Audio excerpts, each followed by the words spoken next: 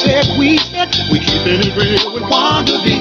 Oh, she's a real deal for real. Keeping it real with Wanda B. Oh, no confusion. He said, she said, clearing up the drama with Wanda. Hey, it is me, Wanda B, and it is Wednesday, 2 p.m. You're like, what is this? What's happening? Why is she here on a Wednesday? Well, I have a special segment for you. Normally we're Sundays 2 p.m. and please tune in Sunday 2 p.m. because I'll be there too. But today, John Vanderbilt. John is a fourth generation Park Forester Village trustee who is also running for mayor of the Village of Park Forest. Hi, John. Hello, how are you? Thank you so much for having me on today. Thank you Okay. so much. I appreciate going out of your way for this. So thank you. Oh no, I'm excited because I love fresh faces, new things, new people, fresh ideas, and I would love to hear more about you, John. Tell me about yourself. Okay. So I was born and raised, I was actually adopted when I was a month old. My parents, my biological mother put me up for adoption. My Vanderbilt family adopted me. So I've been in Park Forest since. Born and raised there pretty much then. I guess you can't say born, but raised. I went to the local school districts. I went to school district 162 and then 227 for Huth. Went on to college. I got a degree in history with a minor in political science from Millikan University. I'm also, before elected, I was still earning my master's in career and technical education at Purdue University. So I still have a passion for the youth and a passion to see them succeed, especially since I have two boys with one on the way. You have a baby coming? Another baby boy. So my wife has now cut me off. No, you're not going to try for a girl, She's too scared. No. So that's the big thing. So that is going to be happening in June.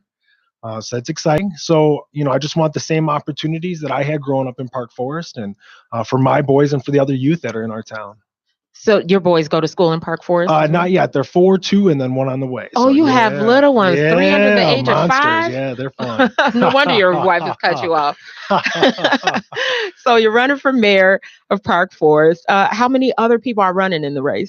There are 3 on the ballot with 2 write-ins. Okay, 3 on the ballot. Wow. So it's a big race. So for the people who don't know, where does Park Forest, what are the parameters of Park Forest? All right. So ideal, if you're taking 57 or 394, we are directly almost smack dab in the middle. So you're at about Western Avenue, and we've got some homes and some cooperatives that are just east of Western Avenue that are in Bloom Township. And then we go all the way up to Richton Park. We have on the north side and west side is Olympia Fields and Matheson. We also have Money and then University Park, and then also a little part of Stager Estates. So when you say you have Money and University Park, there's part of Park Forest that touches. Oh. So along Money Road. And now, do they vote for would you be mayor of those areas as well? So then there's 4 townships. So I would cover parts of Money Township. You also have Crete Township and then Rich Township and Bloom Township. So that's why it's kind of stretched out like that. Oh, that's interesting. So you said you're village trustee. How long have you been village trustee? Going on 2 years now. Okay. I first came home from college in 2006. I first ran then. I didn't like what I was seeing back then and the way the village was going. But I got involved after I lost. I got involved in the community and the Community Garden Initiative. I got started with the Parks and Recreation Commission to help kind of rebrand our parks. And then from there, I just still don't like the way things were going. That's why I ran. And now that's why you're running for mayor? And that's why I'm running again. We've got the highest property taxes in the state of Illinois. We have youth that are dying in our streets, Black youth, and it's not my white boys, but it's the Black boys that are dying. We have to bring more opportunities. I remember when we were growing up that there were opportunities for baseball and for other opportunities. So now we have to bring back the football fields and we have to create more basketball courts and just more opportunities. We have a tennis and health club that's losing money. It's about $130,000 a year. Really? That used to be huge. It did. And tennis was huge. More. And we got some great scholarships in our community off of it. But now we're seeing scholarships in football, in basketball for girls and boys. We're seeing them playing in Europe. We have young men who are playing in Europe in basketball. So we can really change. We have, local youth in our area who are playing football, who have retired. Jonathan Asamoah, Laquan Treadwell. I mean, all of these are coming out of the south suburbs, and Park Forest is not really harnessing that talent as best as we could. So if we turn the Tennyson Health Club that only serves 15% of our residents, because 85% is non-resident use, if we could turn that around and have, instead of just tennis, if we could have indoor football, indoor soccer, indoor frisbee golf, and create more opportunities, not just for the youth, but for the young adults in our community again. And that's another segment that we're losing out to Indiana, is our young adults who don't feel there's enough for them in our community.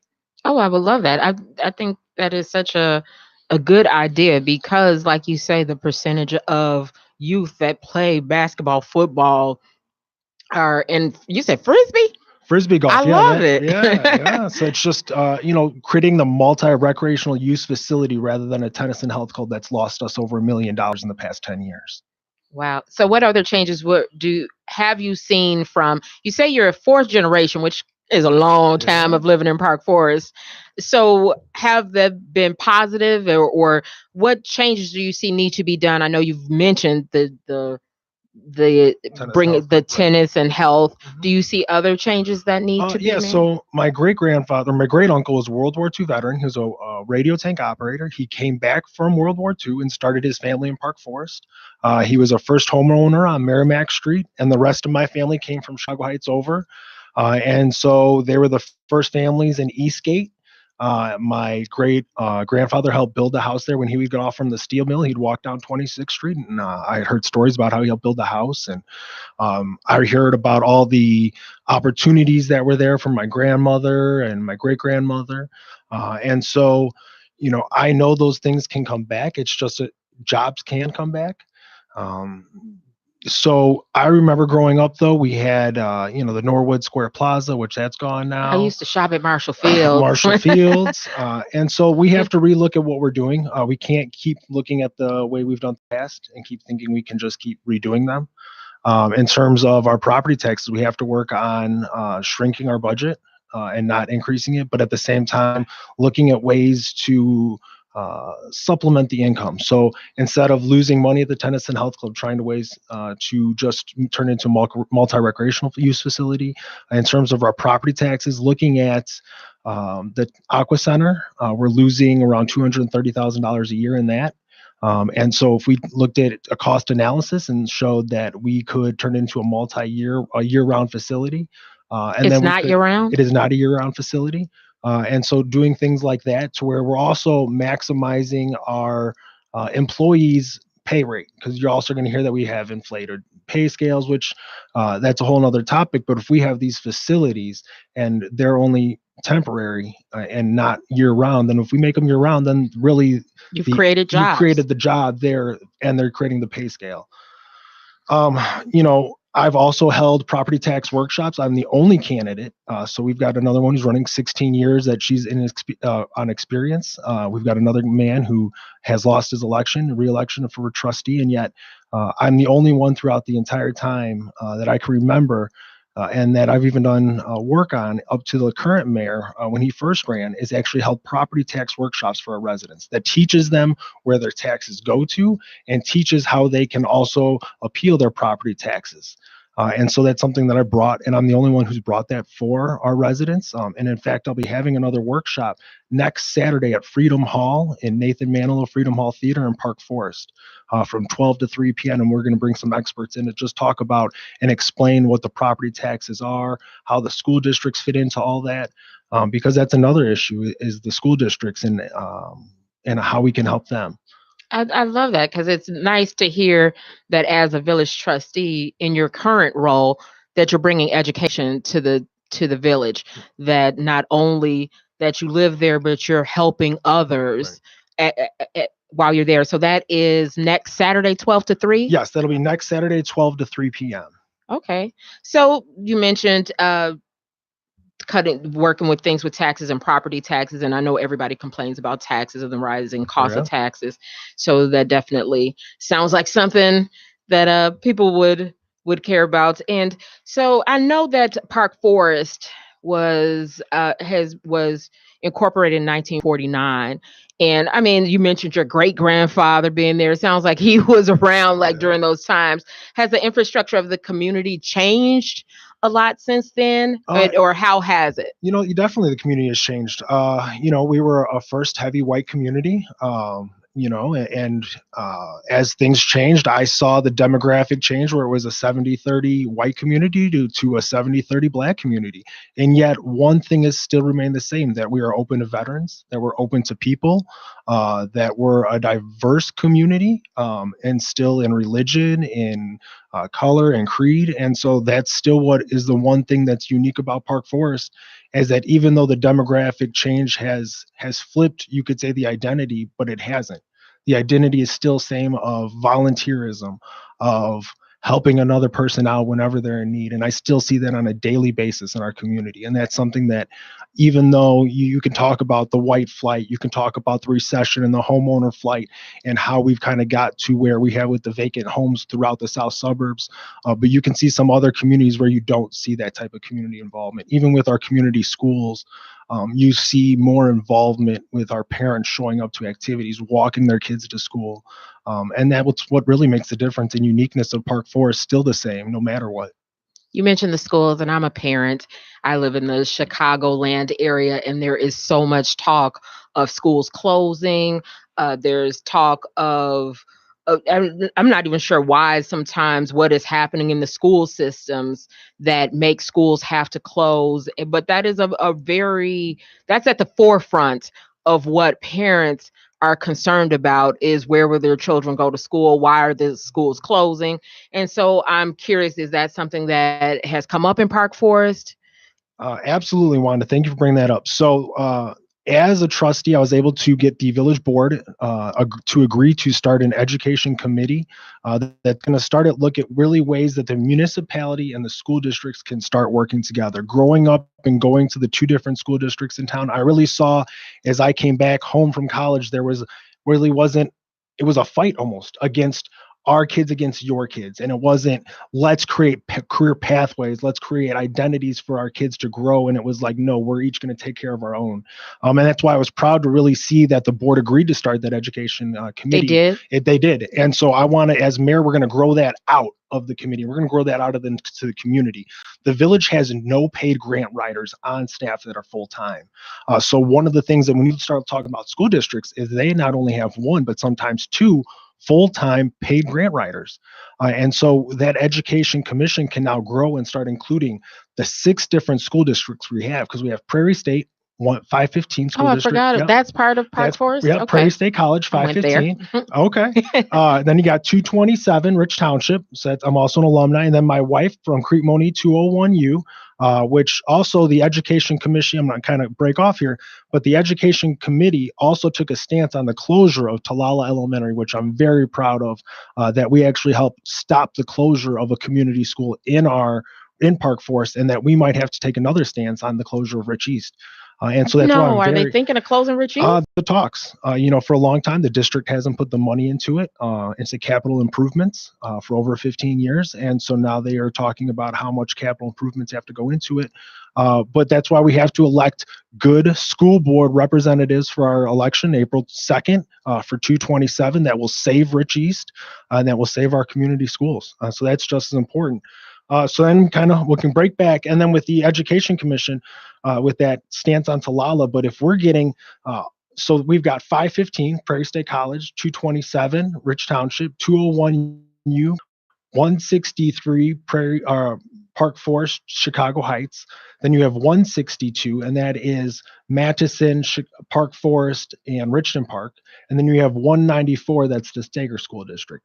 So if we can get all of those entities together and start creating the career pathways from cradle to career, and that's where we're seeing our governor putting money to, is these type of programs to where you are implementing something that helps a pathway all the way through not only 16, but they're going to be career and college ready by 16. And so that's really the push. And so if we're able to start doing that together, as mayor, we have to, especially when we start talking about the depopulation in the south suburbs.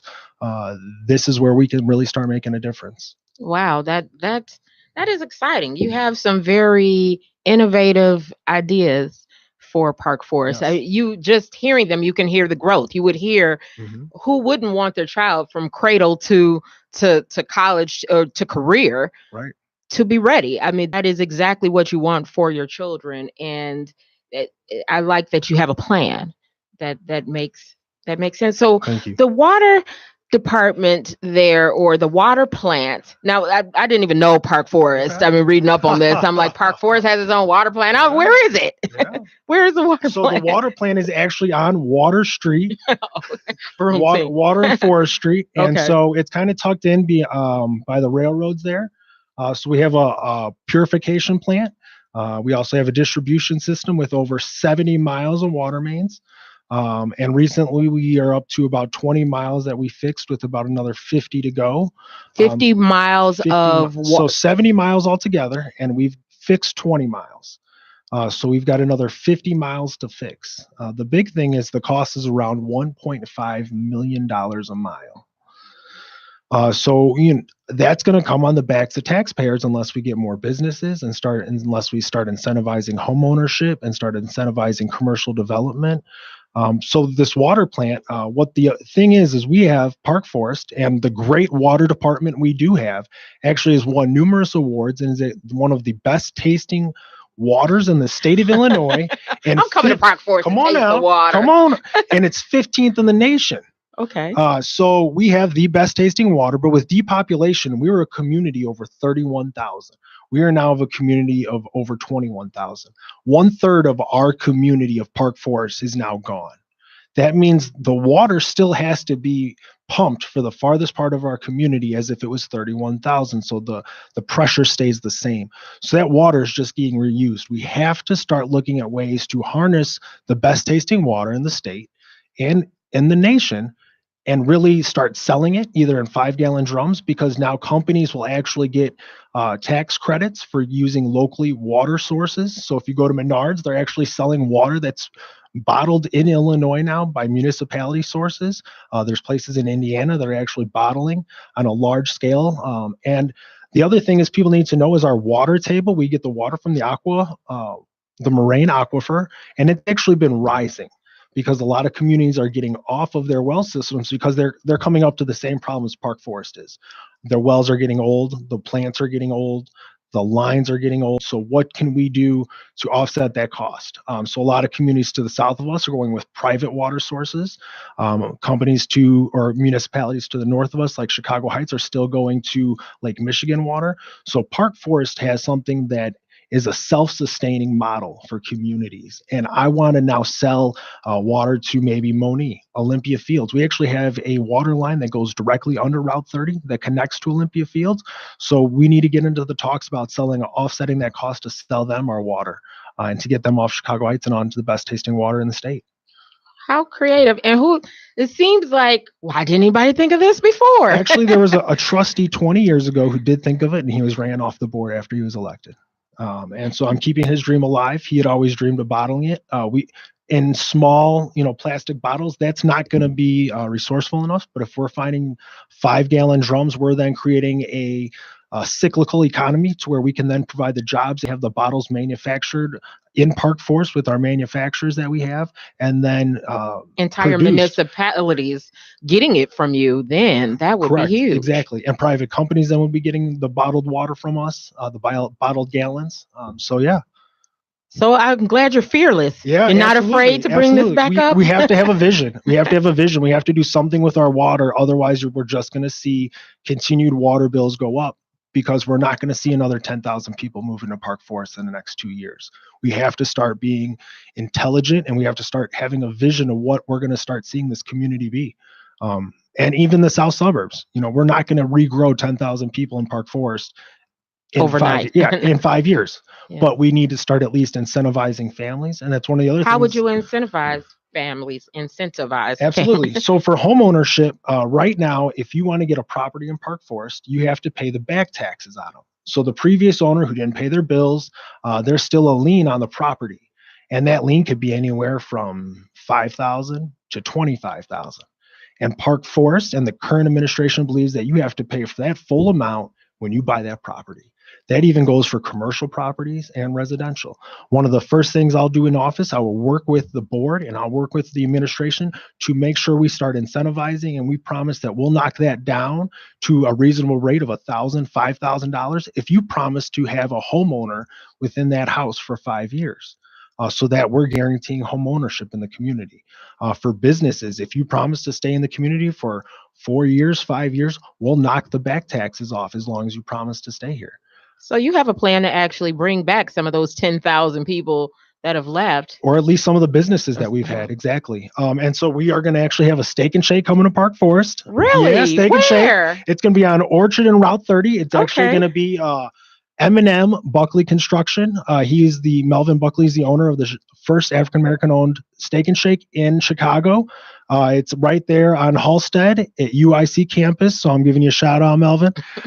So that Steak and Shake, he's building the next one. It's going to be Route 30, just where the metro station is. Okay. The 211th station. There's that green patch. It used to be the Z1 Honda back in the day. Wow. So now it's going to be a Steak and Shake. So businesses get ready and get lined up because we got one coming. So I love it. I love it. And that'll be just to spur the growth on the north side of our town. And then we've got to create a small business incubator on the inside of our town. And that's part of that incentivizing too. What do you consider the inside? Is that where that's the downtown? That's where the downtown, area? That's where we've had a failed grocery store. So we can't even look. We need to look for outside sources for our grocery store. We get 50,000 vehicles a day on on Route 30. Lincoln Highway, 50,000 a day. And then on Western Avenue, there's about 15 to 20,000 a day. So if we can really start looking to the outside arterials to really start incentivizing the growth there. But also, we still have downtown Park Forest. We still have businesses there. We have a hair care product store just for us. We have a chiropractor store. We've got, you can actually buy shoes at the chiropractor store. We've got two art studios, one salon artist gallery, and the other one's a Tallgrass Arts Association. Both are very instrumental in creating pathways for our students in the arts and in music. And always have the students from the different schools come in. So taking away that cultural arts center in downtown is nothing I'd want to do, but we also put a park in downtown Park Forest. Wow. Costed $450,000. And right now it's just grass and stones. That $450,000 could have gone somewhere else to help the growth of the downtown. And so that's another reason why I'm running, is just kind of the misuse of funds here and there on when we have other parks where we have pavilions that are falling apart, and when they're tore down, we could have had a pavilion by now. And so just those little things there too. That's amazing. Now, as a trustee, what would you say has been one of your biggest accomplishments? I mean, you've listed many of them already. The Education Commission, without a doubt, because that's got the greatest potential to help our youth in terms of career planning, in terms of access to programming. And out of that, we're starting to see a fire science academy out of our fire department. So we'll have a academy that'll train the high school students that then go directly into the fire department. And so little things like that, where we're starting to see, I'm also part of the Crete-Monee 201U Manufacturing Advisory Board. So I'm helping develop career pathways. We have a student that actually is part of the manufacturing career pathway, and he works at a car. I can't even think of it. What manufacturer? Oh no, a car. A car shop. Oh, okay. So yeah, he works at a mechanic shop. Okay. Stacy's Automotive in downtown Park Forest. I actually have their pen here, so I should have remembered that. Stacy's Automotive Shop and Repair. And so he works there, and then he goes and he's part of the career program, the career manufacturing program at 201U. And so I'm also part of the Booster Club for Rich East. Wow. And so I'm doing all this because I want the same opportunities for these kids now to be there for my kids and these other kids growing up. And I don't want to see them fading away like we've had seen them. I think what's so nice about everything you're saying and you as a candidate for mayor is that you care. You grew up there. Right. Your family's from there. And you are raising your own children. That Yep. So you care. You live there, and you want these same things for your own children. And so to implement things that your own children can benefit from makes a difference. Absolutely. And one of the things I want to highlight is actually what our police department's doing. And, the Park Forest Police Department has really started focusing on diversion programs, and working with the Urban Youth Trauma Center. There's actually an office in our Park Forest Police Department. And what they're doing is they're creating a partnership, and there's a 10-point questionnaire. If any young juvenile gets arrested or brought in, they fill out this questionnaire. And if any yes to that questionnaire, they immediately get put to a counselor from the Urban Youth Trauma Center and a police officer to start working on solving what that yes to that question was. So they're actually working to solve the problem and not just pushing them into the system. Because I know firsthand and understanding that 2.5 years ago now, there was a young man who I helped mentor at our church grow up. That's a little side topic, but it's going to get to why the diversion program is important. Is this 2.5 years ago, this young man got inheritance money, turned 18. He was adopted. He went, thought he could go get a deal in another community. He was set up, beat with an inch of his life, brought back. He somehow came back to Park Forest, broke in, stole a gun from a family member, and then proceeded to have the tussle on a Sunday morning with a young man, shot and murdered. Wow. He's still stuck at 26 in California and won't be tried. And so I see firsthand why we cannot let our youth get into the system, because as soon as they're in, they're stuck. And that's what I love about our police department, is they're really funneling the kids and the youth out of the system and into this diversion program. And the Urban Youth Trauma Center is doing a great job. I'm also part of the South Suburban Youth Coalition that's helping to stop the violence in our area in Rich Township and Bloom Township.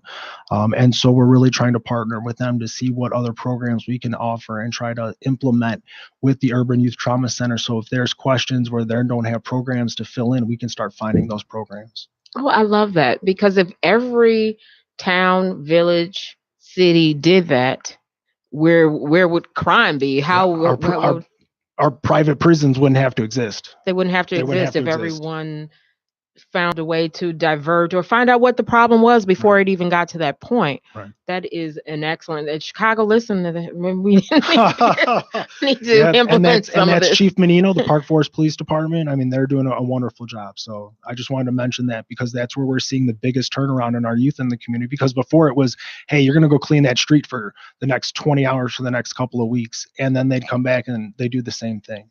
And the crimes would still happen. So this is where they're seeing the biggest decrease in crimes committed by turnarounds. And it's not happening because of the diversion program and the Urban Youth Trauma Center. And as mayor, you would obviously continue. Oh, absolutely. Absolutely. And I would make sure that this gets replicated throughout the state.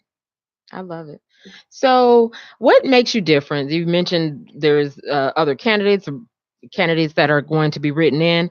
What is the one thing, not one, but just tell me what makes you different than these. Why would we choose John Vanderbilt April 2nd when we go vote in Park Forest? Why would they choose you besides the other candidates? I'm already in that position where I'm working with our state legislatures. I'm working with our county officials on property tax issues. I'm working with local officials with the South Suburban Mayors Managers Association. So I'm already been working with creating those partnerships that have already been placed as soon as I was elected, and even before that, creating partnerships. And this is about the future of Park Forest. This is about better schools. This is about turning that education commission into something brighter, and getting our schools to be the top producing again, because I remember a time when the South Suburban schools were the top in the state, and there's no reason we can't be that again. I love what Southland's doing, but there's no reason that our other public schools cannot step up to that standard. And I know we can, and that's one of the things that it's going to set me apart and has set me apart, because I'm already working with the schools. I'm already working with manufacturers in our areas to create career pathways for our students, because that's where we're seeing our largest growth in the economic trends is in manufacturing. So I'm going to make sure that the careers are going to be filled. I'm also a regional council carpenter with Local 1185. And as a carpenter, I'm also helping create pathways into carpentry, because not all kids, as I know, I went to college and I ended up $60,000, $70,000 in debt. And then, family comes along but I love how the union helps grow middle-class families, and how being a carpenter has helped. I get a pension, annuity, I get dental, The union really helps in promoting the unions within the south suburbs again, because there was a large population of union workers in the south suburbs, and now we're seeing worker decline in the trades. So we have the workforce. We just need to prepare them in the south suburbs, and that's another thing that I'm already doing. Do you find it diverse in this? Is there diversity in the trades? So the Department of Labor, that's actually what they've talked about, and trying to that the trades have to start hiring minorities, and they're going to be forced to, because that's what the population trends are going to show. So, being from Park Forest, growing up with the African American community, I hope to show them that there is a path. We've got a great success program at the United Auto Workers over at the Ford plant. So there are opportunities available for minorities within the unions. Absolutely. I know actually 3 or 4 women that are apprentices now. I know one's in the IBEW. I know one's in the Chicago Regional Council of Carpenter. Both are from the south suburbs. I know 2 other ones that are going through the apprenticeship for carpentership. So there's no reason that minorities and even women can't get into this. And there's even a program for veterans. It's called a Helmets to Hard Hats. And that helps incentivize and give tax credits to companies that will hire and train veterans. Okay. Have you gained any endorsements since you've been running? Any endorsements? Absolutely. I was actually endorsed by the Chicago Federation of Labor, and that represents over 300 unions throughout Cook County and around the surrounding suburbs of Chicago. Wow. I could see why, though, because you definitely have a handle on that. I could definitely see that. And it's so encouraging that you want to bring the youth in that, because whether you go to college and still do it, or college isn't for you, and that's the way you want to go, then. And I made that same mistake. So, and I'm not going to call it a mistake, but mistake, I guess, is a bad word, because just developing a career pathway doesn't have to always be one step after the other. You don't always have to take lateral steps. Sometimes there's a side step to get to the next step. So, yeah. And that you're looking out for all the youth of Park Forest, and Absolutely. bringing them, like you said, from cradle to career, which is a very good idea. So do you have any parting words for the voters as they get prepared for April 2nd to make the decision to vote for John Vanderbilt? What would you tell these people? I would tell them that I love Park Forest. I am already working for you, for the community, for our youth, for our senior citizens. I am the one that's already been working for you. I will work for you. I have been creating partnerships to help grow the education, so that people don't have to be scared to send their son or daughter to a public school in Park Forest, that they don't have to be afraid to walk the streets at night, because I'll be walking them with you. You don't have to look to go to Indiana for lower property taxes, because we're going to find solutions that'll offset the costs.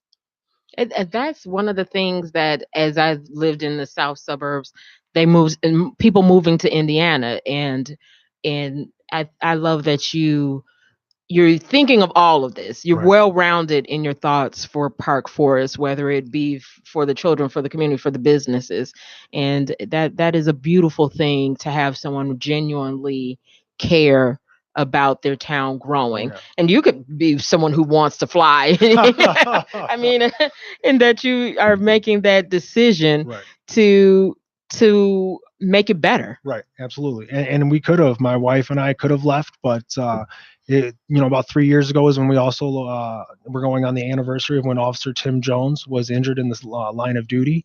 A lot of community members could have left then. We were one of them. We had thought about it, but we agreed. And there was also another young man that same summer that was murdered, that grew up in our church. And so we agree that, as long as our church is there, I'm a member at Sauk Trail Baptist Temple in Richton Park. And as long as our church is there, as long as God has us in this place, that we are going to do the best to grow and nourish this community, just like we're going to nourish our 3 boys, and provide the best opportunities we can. Love it. Well, I'm excited for you.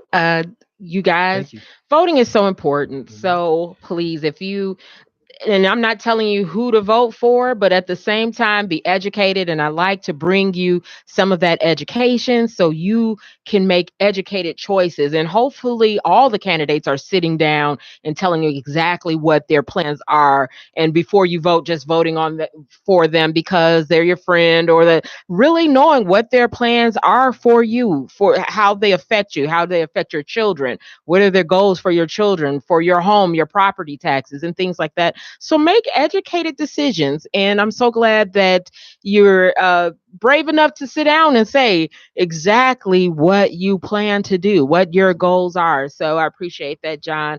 I got two more Oh, plugs. plug Okay. away. All right.